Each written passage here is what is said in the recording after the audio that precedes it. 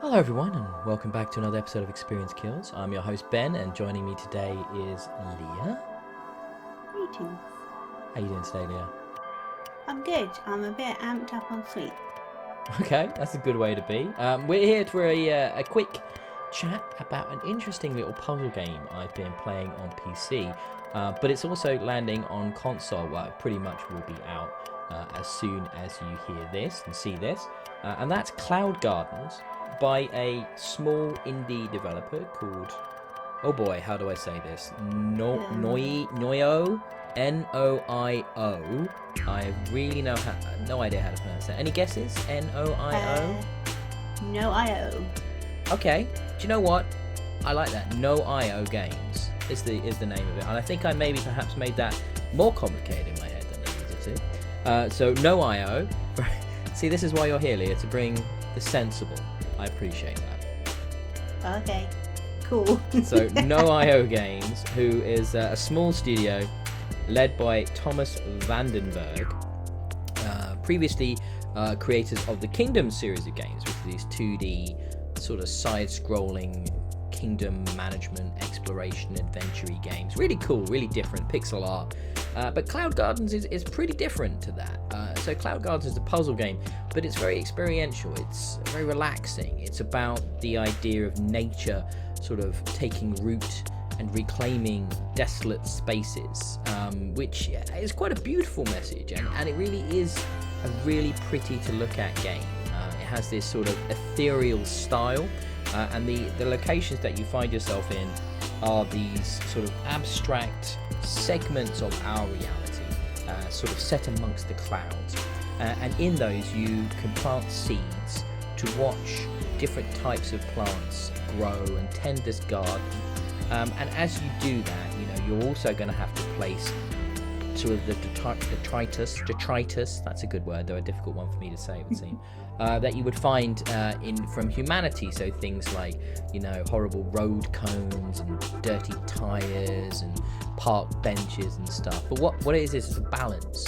So the seeds then will grow based on the stuff you plant, and that will then develop and grow over the things and grow around the environments, and then you basically aim to get 100% a form of completion on the level, and then you move on to the next stage, and it can be quite challenging. I found some of the levels quite difficult, but the ones I definitely enjoyed the most were the ones where I just got to sort of paint with the brush that is nature, and really create some very lovely sort of little environments, these little self-contained dioramas of beauty on top of this sort of somewhat dilapidated, almost post-apocalyptic sometimes, visitors of humanity and what we leave behind. Yeah, really interesting. Cool. I mean, I saw some of the things you sent me, and it almost reminded me of like post-apocalyptic, and I said that. Well done, me. And it all kind of reminded me of Logan's Run a little bit as well, where everything's overgrown, and there aren't loads of cats in this, but there are loads of cats in that. Everything's overgrown, and you can go through the streets, and everything's plants and everything, which makes sense. I didn't realise that you had to place all these things so that the plants would grow over them, but that sounds really, really cool.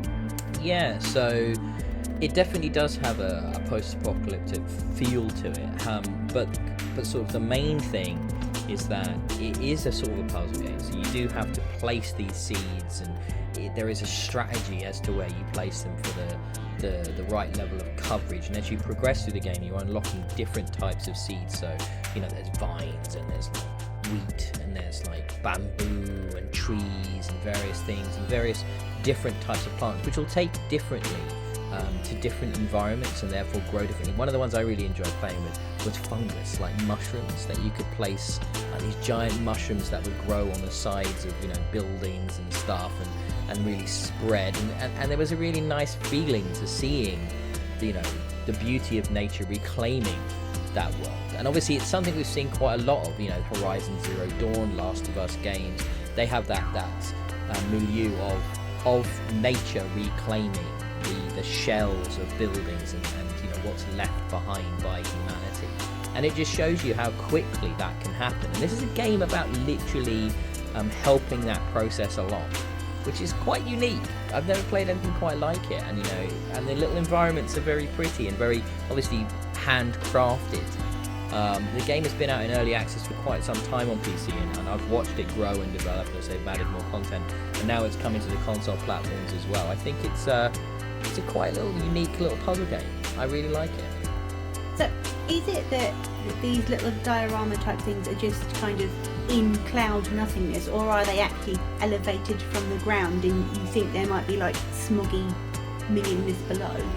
No, they literally are self-contained, almost, like dioramas is the way I would describe it, that sit above the clouds. So they are the cloud gardens. They are the eponymous feature of the game.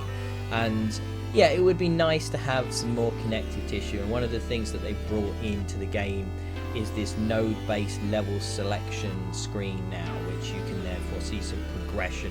Before it was just you finish one level, you go to another, and now you do have a bit more of a sense of the connection. But it is just like dots with lines between them, on a basic map. It's not like it's full of story, narrative, any kind of connective tissue.